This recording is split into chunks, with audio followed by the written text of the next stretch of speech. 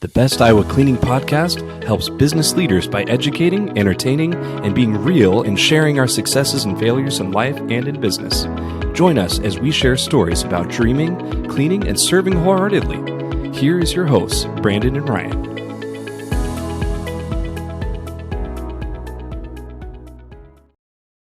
Hey everybody, welcome back. This is the Best Iowa Cleaning Podcast, and this is the Dawson and Brandon Show. I'm Brandon the Janitor. And I'm Dawson the Janitor. Boo! Ceremonial fist bump. And to all of you. So today, Dawson and I are going to talk about a few reminiscent things. I've been running night shift, and Dawson's been a part of the family business, so he's been helping out periodically through that 8 years. But 8 years working for night shift Eastern Iowa. What do you think about that? That's crazy. They went by really fast. Yeah, it has. It really has. Yep. Good times or bad times or both? Good times. Good times? Mm-hmm. I agree. It's been a lot of fun. Made a lot of mistakes, which we're going to talk about over that 8-year period of time. And we're going to talk about the COVID years. So some not so exciting stuff there. We just kept it going. So we're going to talk about that too. And then we got a special segment called, what should we call the special segment? I don't know. What do you think? I think something along the lines of Dawson something or other. Can you think of something? No, I can't. I can't. Oh, man. The Dawson segment. I was even going to create a song. Should I? No. Anyways, we're going to talk about Dawson. He's got a shirt that you can kind of see the emblem on there. It's Antioch Christian Church, which is the church we go to in Marion. And it says Go Global. We're going to talk about what that means, and I think Dawson's been on before.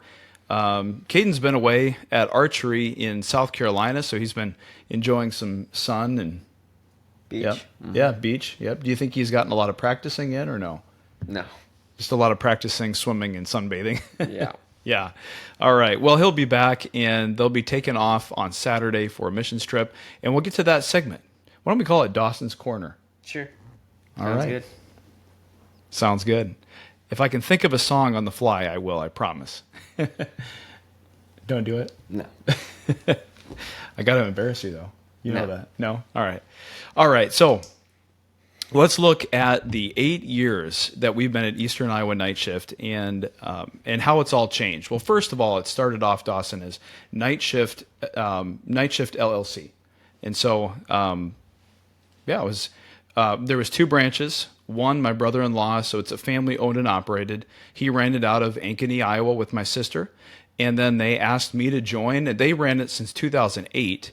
And if you know anything about '08, it was the housing crisis and the economy took a downturn. So it's kind of the worst time to start a business, but yet they just put their nose down and one business at a time and grew it into something substantial. They sold. And when they sold, we separated the two. Someone took ownership and still has Night Shift LLC in Ankeny. And then here we're Night Shift Eastern Iowa, and we're still running strong. Thankfully, I still have my brother-in-law, Alan, and my sister, Ann's help when we have some things that come up that are beyond my capacity.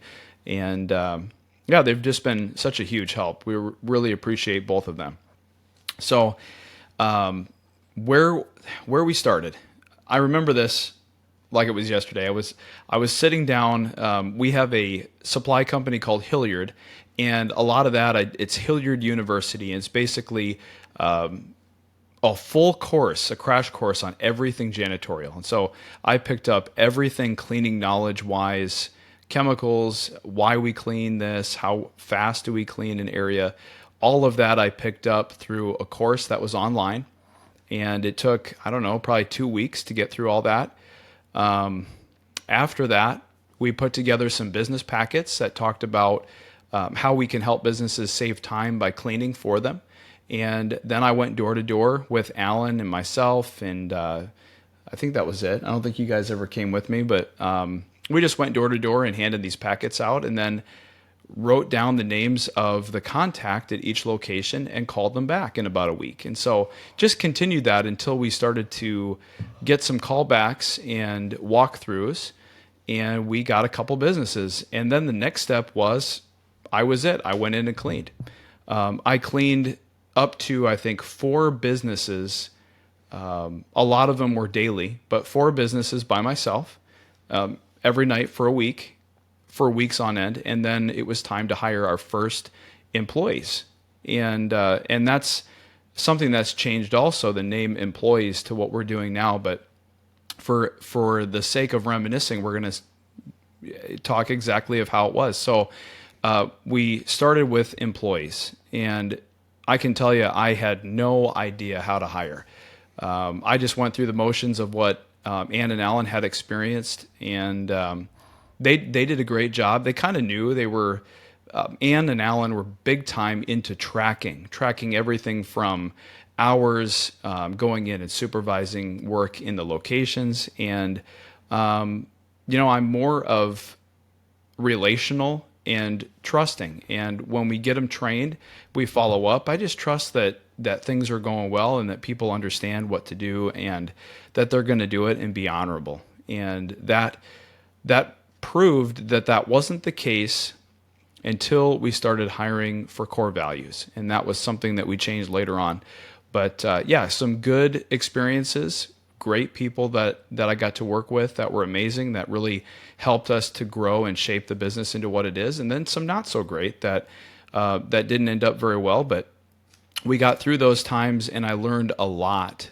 The first, I would say, 3 to 5 years, I learned so much about hiring and utilizing. You can't change your personality, so I had to utilize my. I love people, and I'm relational, and because of that, I can't change it. I just had to adapt how I dealt with conversations in difficult circumstances in a relational way, as opposed to a boss looking down and calling people up and just firing them without emotion. That's just not me. And I had to embrace that. And so looking back, learning a lot, it's helped a lot to where we are today. We really took it from one customer at a time, one employee at a time, and things were going really, really well. And then COVID hit. And with that, we lost some business because not only COVID hit, then we had the derecho come through, and a lot of our businesses were affected, got shut down for quite a while. And during that time period, though, a lot of people were freaking out. I think I had to have some fear. I guess what I remember most is just taking everything. If there was a one-time job, I did it. If there was a floor job or carpet, I did it. If we did a ton of one-time jobs. Then I got connected with a local school that needed help cleaning, and it was right during COVID, and that really helped take us through that time period. That was a big contract. And we lost a few during that time period also, just staffing. There wasn't as many people coming in the door. They weren't open, the limited hours. Then they went down from a 5-day work week to a 4-day. So there was limitations, and where there was limitations, the Lord provided the ideal customers for us to be able to continue running the business. And so I've learned a lot through COVID as well to definitely have a plan, to have your core people really execute the next steps when you run into difficult circumstances and you see a downturn. Definitely time for planning and execution, and just being relentless about continuing work, continuing to provide income so that you can keep everyone staffed up. And we did. We kept everyone. We did not lose anyone except for those that were done working. And so that was really good through that time period. We grew a lot, really around the COVID years. And today, that was just a few years ago that happened. So today things have really progressed in our, I'm going to say one thing that has really happened is the shift from employees to team. And it's always been that way. We've always been a family owned and operated business, and team has been a huge, it's just been a huge part of what we do. we really couldn't do it with just employees. Someone that you look down on that's a number. I came from corporate Frito-Lay, and we were just a number. And a lot of times we got cut down and we grew our routes and got cut back. And it was to save the shareholders a lot of money, make the shares look really good. So, I just never wanted to do that. I came from that background, never wanted to go that route. And so that's kind of where I landed about 8 years ago, or 8 years ago when I started. And so really now in the future, or I'm sorry, I'm going to go back to today. So today, every employee is now a team member, and they really add value to. I think one of the biggest ways they add value is they're so kind to others, whether it be the customer in the building, the child that goes to school at the school we clean. There's so many things that I can't even speak to because things happen that I'm not even aware of, but they're just amazing. And they also add value to me just through the encouragement that they leave on our. We use Swept as a cleaning app. They use the communication log as encouraging words to each other, and then just individual conversations and meeting. They're just amazing. I also this year added the night shift prayer request, and it's again on Swept, and it's a communication where anyone that has a request that should be prayed for or that they want to be prayed for. It gets entered in there, and then in the morning when I do my devotions and I sit down and pray, always pray for the whole team, but those individual requests we can sit down and pray for individually, and that's been a huge blessing, received really well, and it's something that I have said, if you're not interested in that, it's a wide open communication. Just let me know. Text or call, and I will get that turned off for them. So it's something that each person can have if we add it, or it can be taken away. So the other experiences that I've really picked up on, and you'll notice that Dawson's here instead of Ryan. He'll join us in the next episode, but Ryan has added a ton of value and has been great at helping build the culture of night shift, especially as we've gone into this next phase, and I'm excited where that's going to continue. The training implementation of the 0 to 30 trainer with our employees or our team members has been awesome, and we're working on that, working on being better at onboarding. But yeah, we've made a lot of mistakes for hiring, and that has gone away. I can honestly say that we are getting qualified candidates, and they are turning into wonderful family members and team members here at Night Shift. So I think that's pretty much brings us to today. To the future, I did want to say, will Dawson take over? Question mark, question mark, Maybe. question mark? Never know. Oh, maybe. So, all right, let's transition over to Dawson's segment here. Dawson, I promised I would think of a song here, so let's do this. It's time for Dawson's Mission. Dawson's Mission. Why don't you give everyone your vision? Okay. That was something. Do it. All right. What do you think? So this Friday, we're going to go on a missions trip to Mexico to help the people there and to serve the church there that we're going to help called La Zona.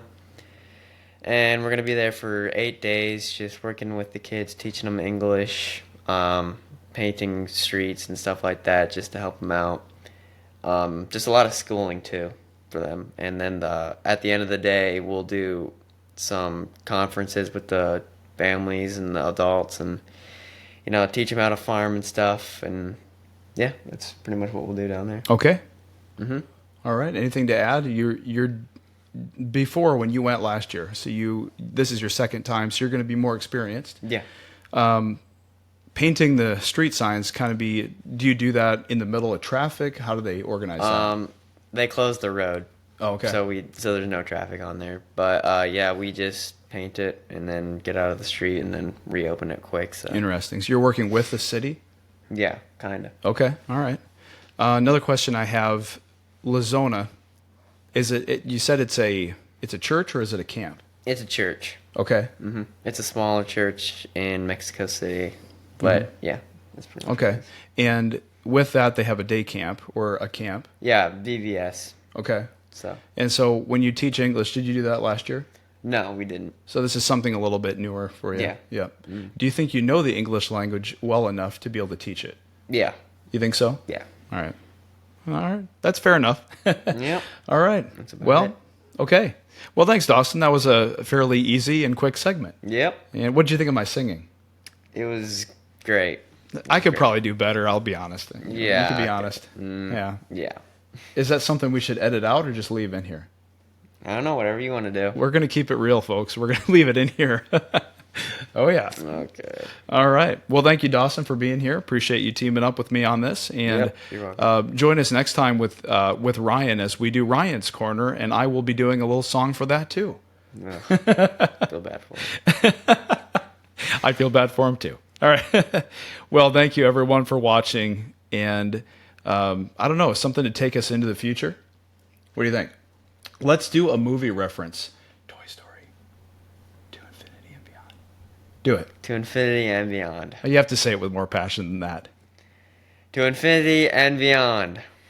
You heard it.